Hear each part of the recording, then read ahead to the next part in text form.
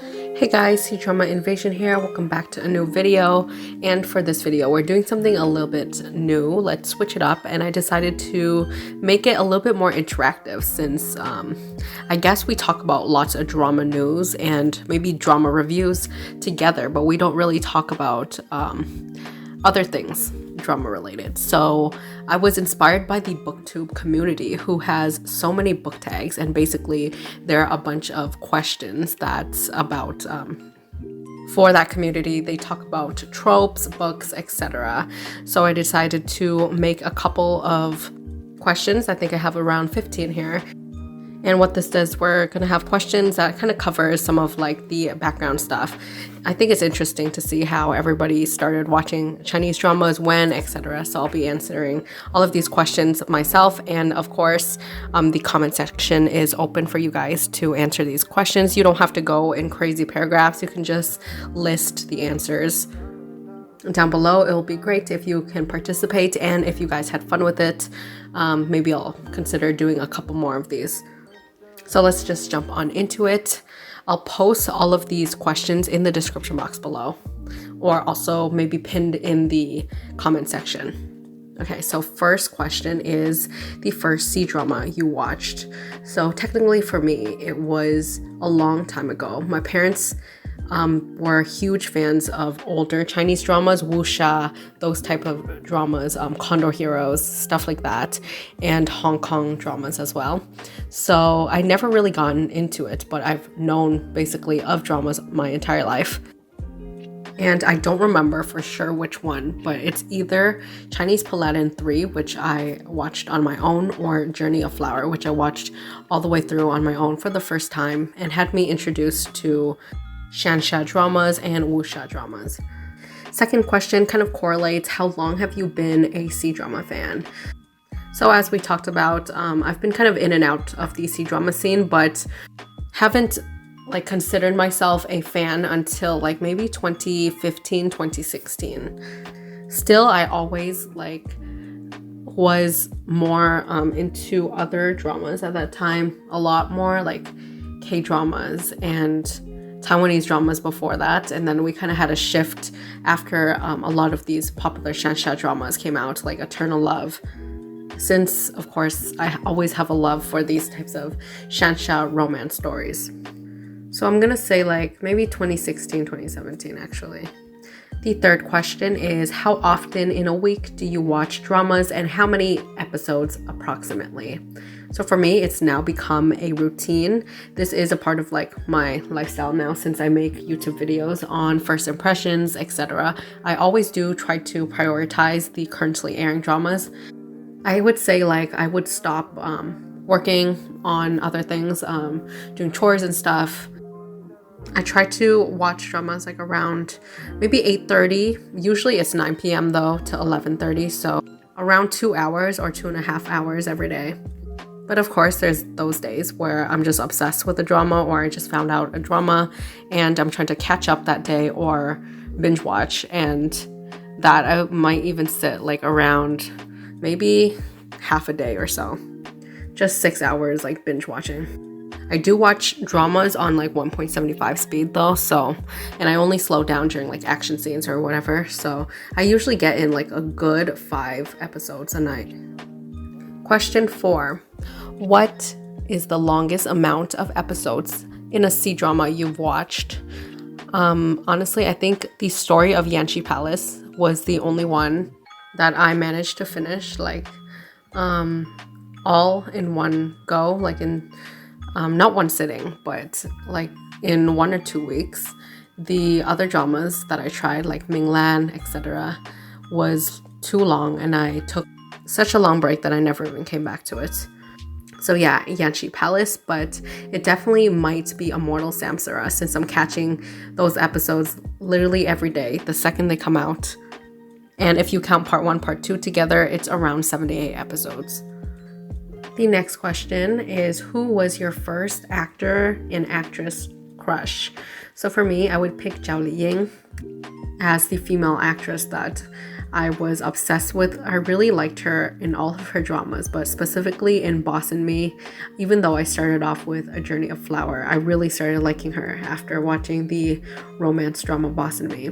And then Wallace Huo, I feel like for some reason his face or the way he acts just works with historical dramas, and I was obsessed with historical dramas back in the day, still am. I think I prefer it over modern dramas all day, any day.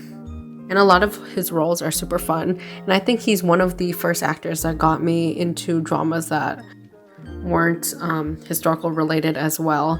I think Love Me If You Dare was a great one, and it's still probably one of my favorite romance suspense Chinese dramas. Question 6. What are 3 dramas you think any C-drama fans should watch? Or your personal C-drama classic recommendations in your opinion? So I would go with The Princess Weiyoung. I would go with, first off, The Princess Weiyoung. I'm going to put in a bonus, so it's not just going to be all historical dramas. So the first one is The Princess Weiyoung. I feel like it's just that typical, story of there's some revenge involved, there's politics, there's a good amount of romance, and the acting and chemistry was great. There's some balance with cuteness. It's just like a really good one. The second drama I'll recommend is Battle of Changsha. This drama is phenomenal. 10 out of 10, probably my favorite from all the ones that I truly love and think that is so underrated, even though like the ratings itself are high. I would say that like popularity wise, not a lot of people know about this, nor do people come back and watch it, but it's by far probably one of the best dramas I've ever watched. It's set in the war setting in Chinese Republican era, but the pacing is so intense. The romance is pretty cute as well. It's a Yanxi and Wallace Huo drama. There's so many lovable like family elements. It's very touching and beautiful. It just hits all the right notes. You have to watch it. It's on YouTube and it's quite short too. And I think what happened was one day I just looked at like the ratings and stuff, and I was like, I don't know, man, how I feel about war dramas. I don't want to watch too much politics and stuff, and it's literally not that. I thought it would be like super hard to get into, but not at all, because Yanxi is kind of like a teenager here, and she's kind of that happy-go-lucky character, and it goes full circle. It shows her family from the beginning and then till the end, and you just really fall in love with every single member. I also have to recommend Bubu Jingshin. A lot of people just miss out on this drama because they would flock to the Korean version, and it's nice, and I get it. Sometimes it's not the greatest quality, or it's kind of hard to get into the aesthetic wise, and things look grainy or outdated, but still the story is so good, and some of the best written dramas in my opinion is the ones that are older. And a bonus modern one, I would say go ahead, because when I watched it for the first time, it was really refreshing. I love the incorporation of family elements. It really brought back the Reply 1988 series, which is probably one of my favorite K-dramas. So make sure to check out any of these dramas that we talked about. Question 7, what's a drama or genre you used to avoid but now enjoy? It's things like Nirvana and Fire. You might think that I'm someone who likes political shows, but those type of slow-moving plots I didn't like too much, and it took me forever. I'm telling you, forever to get into Nirvana and Fire. And after I watched it, I enjoyed it, but I still didn't love it. Like, so much people are giving it like 10s left and right. I gave it like an 8. I am impressed by these elaborate schemes and writing, but I think, my personal opinion, I prefer dramas with a bit more like comedic break or romance involved. Question 8 is a trope you'll never get sick of. For me, it's fated lovers. I don't know why. Just a good changsha reincarnation story, if it's done right, is so satisfying to me to see these lovers go through heaven and hell, like literally. Go through so many lifetimes and then finally be together. I think there's something so beautiful, and maybe it's because I'm a sucker for like mythology and stuff like that. So seeing gods, heroes, etc. fall in love is just super cool for me. 9 is an overrated drama in your opinion. I would have to say Eternal Love of Dream and Falling Into Your Smile. I had to think and like search up the rankings of these dramas on various websites, their ratings and stuff. And I would say that for Eternal Love of Dream, there were good parts, and I was waiting for this couple to have their own romance, but I think that they put so much filler into it, and there's like so many episodes where they literally didn't even interact. That annoyed me to no end. That just dimmed the entire viewing experience, so I didn't give it that high of a rating. Falling Into Your Smile was super fun to watch on a weekly basis. There's a lot of cute moments, but I also think it's a tad too long. Next question is recommend a drama that's like a hidden gem or is more low-key. So for me, I guess I'll recommend Sound of the Desert. It was kind of odd to watch at the beginning. It took a couple episodes to get into, but it was so worth it. It's one of the best Liu Shishi performances. The romance and the chemistry here is so next level. Do add it onto your to watch list. I actually cut it down to 12 questions instead of 15. But anyways, the second last question is, are you a binge watcher? Do you watch in small chunks, or are you the type to say, give it to me as soon as it comes out? For me, for the most part, I'm a small chunks type of girl.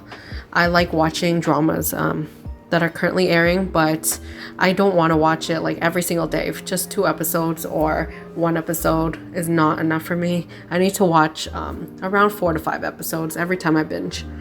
So it really works out because sometimes I'm catching K-dramas as well, so I would watch those ones, and then I would also binge or save some of these dramas till the weekend. Last but not least, I have the question, a drama that you rewatched and think that you will always enjoy even 5 to 10 years from now. I'm personally not a rewatcher, since there's literally always new dramas coming out, especially for C-drama fans. But I think a drama that I can rewatch 5 to 10 years from now and still like love it, reminiscent on all the scenes, is either The Legends or Love and Redemption.